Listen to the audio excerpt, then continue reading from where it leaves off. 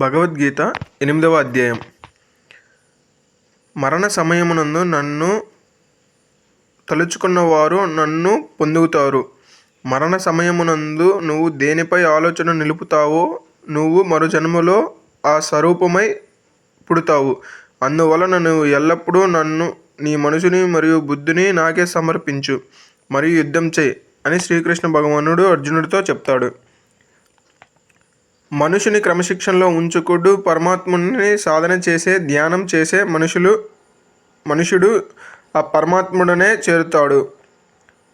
సర్వజ్ఞుడు, సనాతనుడు, అందరినీ శాసించేవాడు, అతి సూక్ష్ముడు, మన ఆలోచనలకు అందని రూపం గలవాడు, అందరి స్థితిగతులను కారకుడు, సూర్యుని వలె ప్రకాశించేవాడును, అజ్ఞానులను అధికారకమును ఆమడ దూరం అవతల ఉండేవాడు భగవంతుని చేరుతాడు.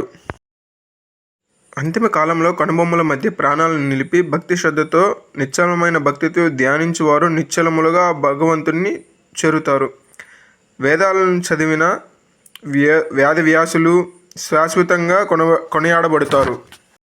మనసుని చెదరగొట్టే అన్ని ద్వారములను మూసివేసి మనసుని స్థితముగా పరమాత్ముని యందు నిలిపి ప్రాణవాయువులని శ్వసించి ఓంకార నామమును మనుషుని యందు జపించేవారు నన్ను చేరుకుంటారు. ఎవరైతే నన్ను నిరంతరము ధ్యానిస్తూ ఉంటారో వారికి నేను సులభంగా అందుబాటులో ఉంటాను. నన్ను పొందిన మహాత్ములకు ఆ అశాశ్వతమైన మరియు దుఃఖపూరితమైన ప్రపంచమునందు పునర్జన్మ ఉండదు. బ్రహ్మలోకము మొదలుకొని అన్ని లోకముల్లో పునర్జన్మ ఉంటుంది, కానీ నన్ను పొందిన వారికి మాత్రం పునర్జన్మ లేదు.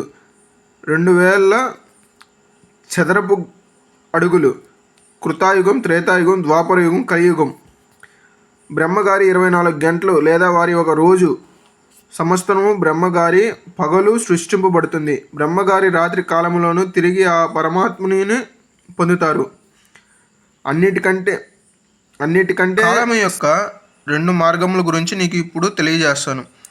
ఉత్తరాయణంలో మరణించిన వారు పునర్జన్మ ఉండదు, అలాగే దక్షిణాయనంలో మరణిస్తే పునర్జన్మ పొందుతారు. ఇది తెలిసిన యోగులు నన్ను నిరంతరం పూజిస్తారు, నా నామమే జపిస్తూ ఉంటారు, ఫలితాన్ని పొందుతారు.